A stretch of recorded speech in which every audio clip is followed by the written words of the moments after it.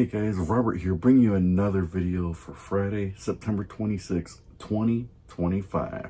So let's get started, guys.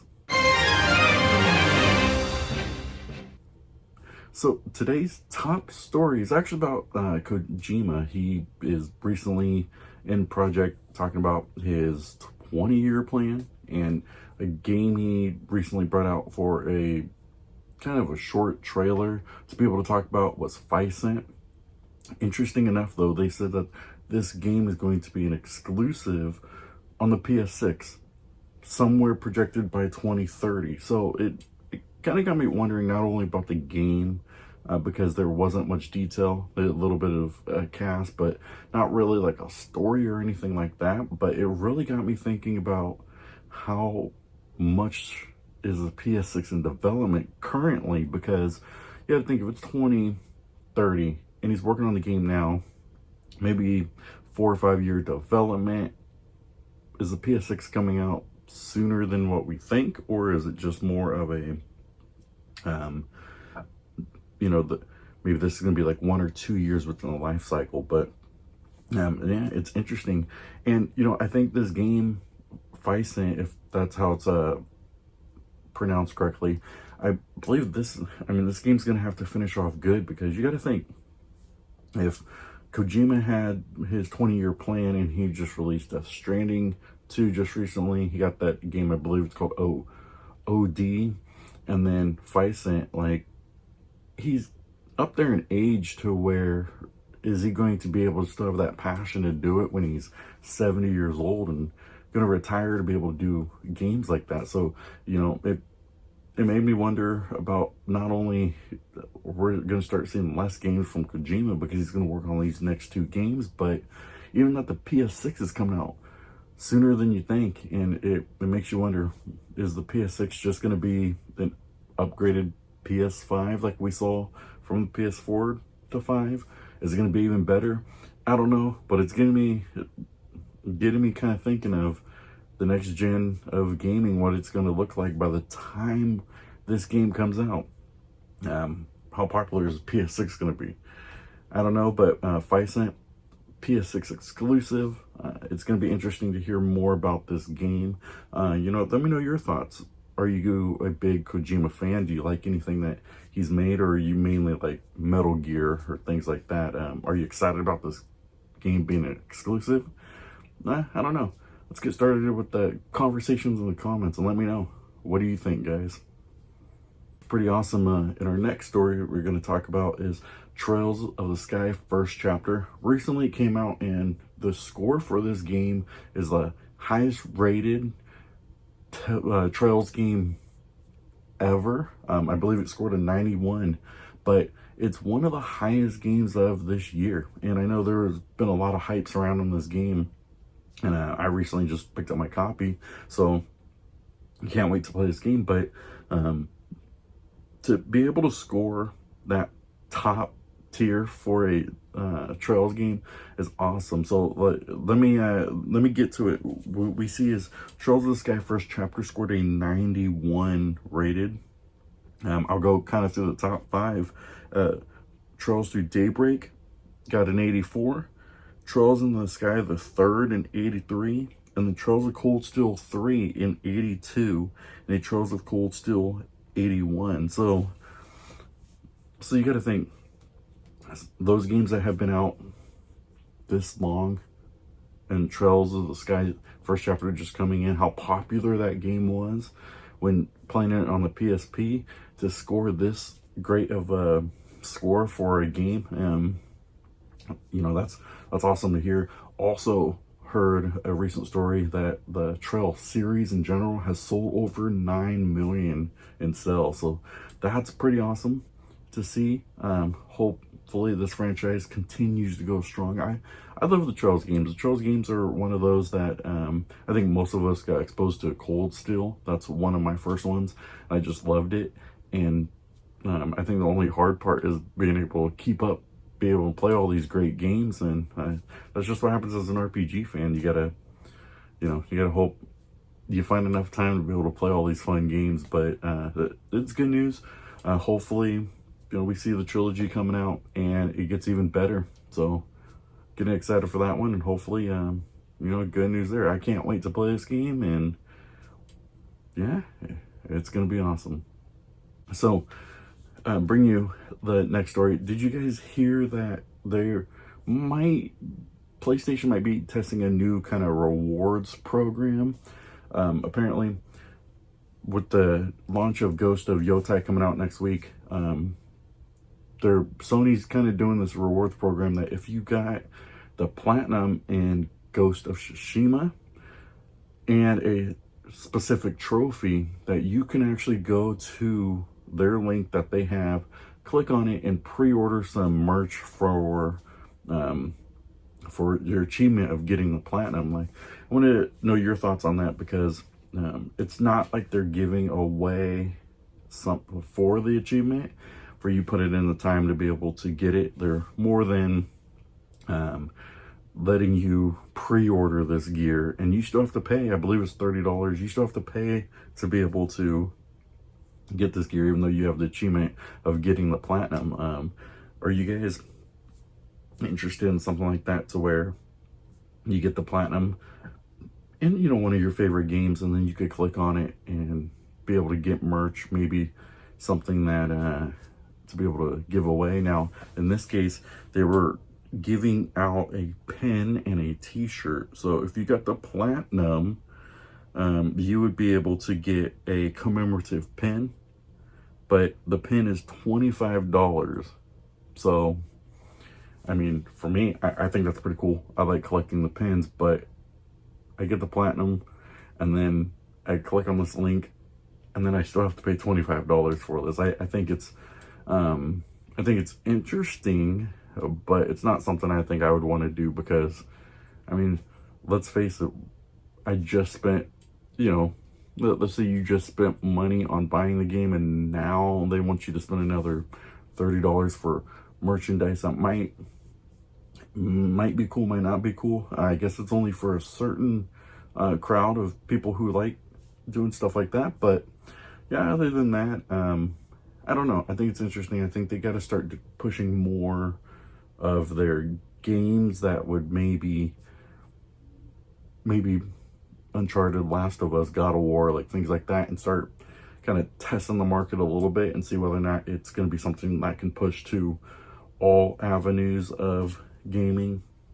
You know, for me, I personally think that they should just let you be able to like turn in your trophies for a certain amount of points, and then be able to kind of like, so if you got 10,000 trophies, you could turn in 10,000 and you start back at 0, like something like that. I think would be cool. It gives more of that trophy flavor of you wanting to hunt more trophies, so you could turn in things. But, you know, like the point system would be kind of making it not impossible, but to the point of being able to say, like, you turn in 10,000, you get the 100 points, like something like that. So then you can keep getting merch like that, something free, like a loyalty program or a rewards program like that. I get trophies, I turn them in, but like you can't just be able to turn in trophies for the same game, and, you know, like have something near your trophies that like shows that you turned them all in or something like that. Or I think that would be a cool loyalty program. I'm not a big fan of being able to say like, hey, I got the platinum now, pre-order and spend more money on my stuff. So yeah, I don't know about that, but that's kind of the way I would do the rewards program if I could.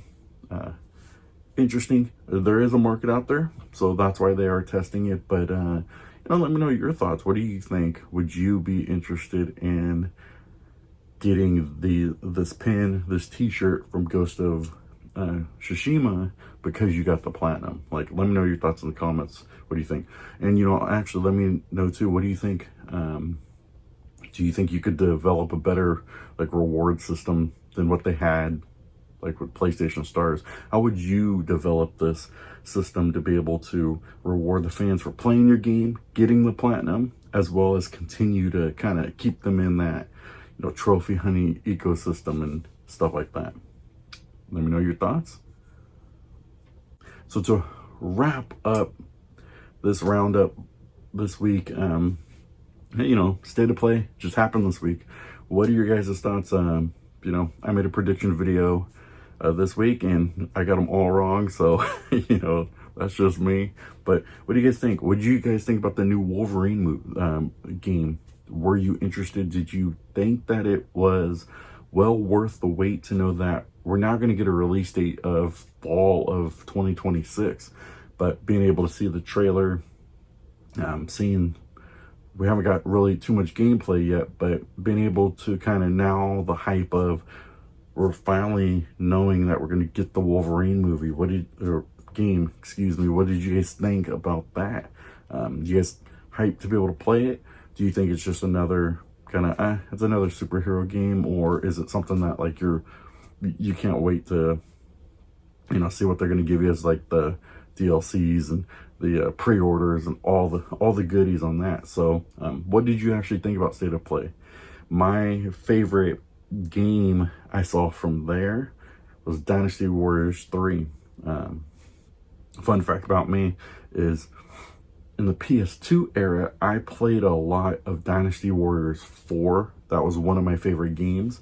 I wasn't like as good at it, like I didn't understand it as well when I was playing as a kid, but it was a fun game. I'd always put that game in, kind of run around, do a lot of things. Like I didn't understand the characters. I liked that it was kind of an army battle and being able to go in there, use your special abilities, fight, capture, different things like that. It was so much fun. I've never played 3. I was basically played 4 and on, but I'm a fan of Dynasty Warriors, so I'm loving that game. I'm hoping that game, since they're remaking it, it turns out really good. So that's my hope for that game. But one of the disappointing ones I thought for this State of Play was you brought out Flight Simulator 2024. So like a game that's a year late and you're bringing it for a flight simulator. I thought that was kind of Sony took an L there to be able to say, like, I'm going to release a flight simulator game that's already almost 2 years old now. So yeah, I think there were some highs and lows to the State of Play. I don't think it was one of their best this year. Like Code Vein 2 looked awesome. Soros, that game looked great. I thought that starting out with that was great. I'm interested in that game. It looks pretty cool, so definitely have to check that out. But I think pros and cons, like they briefly talked about Final Fantasy Tactics. It's coming out next week, so got to push it a little bit more. But now that we're finishing up State of Play, going into Tokyo Game Show this weekend, what are you guys' thoughts? You guys excited for games that are coming out next year? Do you think it's not too much, not hyped being able to see anything, especially because of State of Play, like the games that they showed? You got to think, like, is there going to be more? Because if you're just waiting on Wolverine and hoping that Wolverine's going to get you 10 million in sales, you might have to really sit back and think, are you just preparing for the next round of, PS6 and on? So, yeah, I think pros and cons for this State of Play. I think, like I said, I think it had some good games. Some were kind of off the wall. But other than that, yeah, let me know your thoughts. Did you like the State of Play? Did you think it was a good one, or did you think it was okay? I thought it was okay, but hopefully that there's, another State of Play, one more by the end of the year, and we could get hyped on that. So I'm excited to hear about that. And you know what? That's all I have for this week, guys. Thank you guys so much for watching. My last video was about my predictions for State of Play. I had Dark Knight 316 on my video giving his predictions as well. Fascinating to see. I didn't get all my predictions correct, but it'd be fascinating for you guys to watch to see whether or not he got his predictions correct. And so we made our predictions there, as well as with Dark Knight. I do have a gaming podcast we do every week where we talk about gaming, culture, maybe a loot box here and there, but gaming news from true gamers. We've been gaming for the longest time, 30 plus years, being able to just talk about games, what we love, as well as, also have a podcast as well as we give our picks for the NFL season, discuss a little bit of that week's games and what we think that's going to happen in the NFL season going forward, like my prediction for MVP, things like that. So yeah, definitely we got a lot in store for you guys, so definitely check it out. Get hyped for this season. Not only is it an NFL football, but it's also a wrestling podcast, so being able to check out our wrestling reactions and picks and thoughts on as wrestling fans. So definitely check that out. So thank you guys so much for watching. God bless you guys, and trying to get to 100 subscribers, so keep pushing, guys. Keep watching, keep thumbs up, liking. Let's get this going. I love bringing the news for you guys every week, and I appreciate you guys watching. God bless you guys, and remember, keep gaming. Thanks, guys.